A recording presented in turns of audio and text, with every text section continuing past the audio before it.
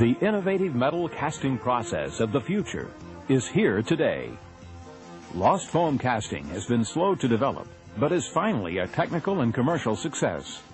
The name Lost Foam refers to the process of creating a foam model of the casting and then replacing the foam with molten metal. The process begins with polymer beads, which must be expanded to a controlled low density for molding. The beads, as purchased, have a cellular structure and contain a gas or blowing agent, usually pentane. In a pre-expander, steam is used to heat the beads, softening the polymer and expanding the gas. Control of density and bead distribution is critical in this operation. After pre-expansion, the beads must be stored for stabilization before use in molding. A distribution system delivers beads from storage to the molding machines. Tooling mounted in a molding machine provides a cavity in the shape of the casting or a portion of the casting. The preheated cavity is completely filled with beads through fill guns. Steam is again used for heat and now enters the cavity through vents and further heats the tool from the back side. This causes the beads to expand into the voids and to fuse together. The fused foam and the tool are cooled by water and vacuum to allow the foam to be removed from the tool. Tooling is typically machined polished aluminum, producing very precise dimensions and an unusual but smooth surface finish with precise detail. The tooling is exposed to only non-abrasive beads and steam temperatures and usually maintains surface finish and original dimensional accuracy throughout an extremely long life. Foams are normally aged, usually in a controlled warm air oven to stabilize the dimensions. Foams can be molded in one piece, sometimes using movable pulls. Multiple pieces can be glued together to form extremely complex parts with internal passages and detail sometimes not feasible in other processes. Gluing is normally done with special hot melt glue, printed on the parting line between foam slices. Excellent dimensional tolerances, appearance and casting quality can be achieved when flat glue lines are properly designed and when tooling and equipment have proper precision and control. Foam replicas are then assembled with a gating system to form a cluster of parts to be produced in one flask. This can be done manually or by machine. Foams or clusters are then dipped in a water-based refractory coating which covers all surfaces of the foam, including internal passages. The coating will now have an internal surface equal to the outside surface of the foam. The wet, coated foam cluster is then placed in a drying oven to remove the water. Ideal process control and throughput are achieved with dehumidification and internal humidity control. The coated dried cluster is placed in a special steel flask, either manually or automatically. Dry sand with no additives is then rained around the cluster and vibration is applied to the flask. Inside, the vibration of the flask causes a layer of sand near the surface to fluidize. In this layer, the sand flows around and into the inside passages of the foam.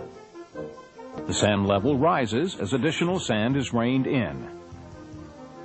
Below the fluidized layer, the weight of sand above, together with vibration, causes the sand grains to move closer together, compacting them. The vibration and the flowability of dry sand causes densities of the compacted sand around the coated foam to be 10 to 15% higher than in other sand processes. Proper control of vibration and sand fill can ensure low foam distortion and full rigid backing of the coating. Some systems use synthetic mullite in place of sand to further improve cycle times and dimensional tolerances. After fill and compaction, molten metal is poured into the cluster.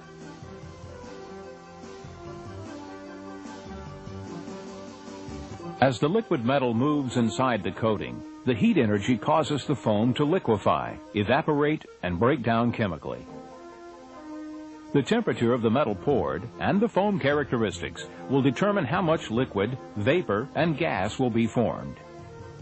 Special coatings have now been developed for various types of castings, which have capillary action to absorb liquids, as well as permeability to allow passage of vapors and gases.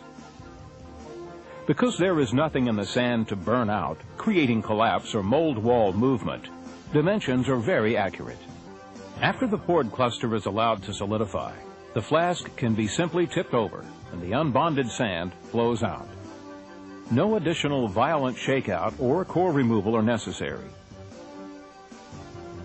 Because the foam pattern is left in the mold, no parting line is needed. This allows orientation of the casting to be more flexible and permits clustering, which produces more parts in a given mold area. More parts per mold means higher production at slower mold per hour rates. The dry, unbonded sand is easily recycled with minimum energy consumption. The mass of foam is low compared to the binders burned out in other sand processes, reducing emissions. This makes lost foam an energy and environmentally friendly process. Because there are no cores, core defects and fins are eliminated. Binder and moisture-related defects are also eliminated. No parting line eliminates shift and parting line fins. These benefits reduce grinding and blasting. Many additional benefits can be realized in the finished part due to the increased design freedom of lost foam.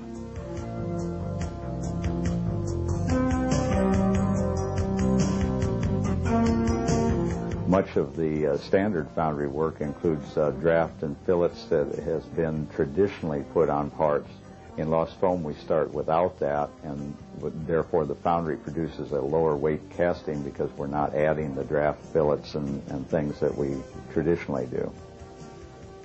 Yeah, anytime you combine parts, multiple parts into one, you have much less chance for variation both in the machining and the assembly. The reliability of a one single piece component as opposed to 3 castings assembled together is much higher. The benefits can only be achieved by re-engineering the part, or even the final product, to fully utilize lost foam.